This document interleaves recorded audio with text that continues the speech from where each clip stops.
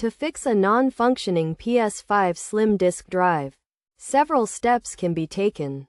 The issue may be caused by a dirty disk drive, a software glitch, or outdated software. Cleaning the disk drive is often a viable solution. Begin by turning off the console and unplugging any attached cables.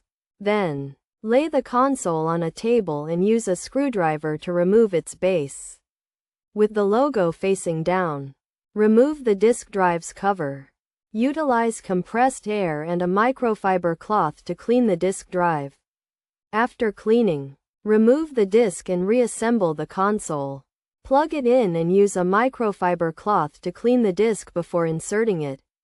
If the disk drive still doesn't work, the console can be booted into safe mode.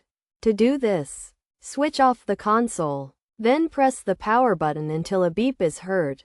Continue holding the power button until a second beep sounds.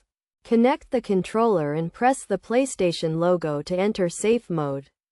Once in safe mode, select the Restore PS5 option to reboot the console.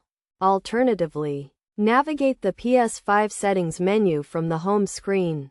Select System, and then System Software. From there, click the System Software Update option and install any available updates. By following these steps, the PS5 Slim disk drive should be functional again.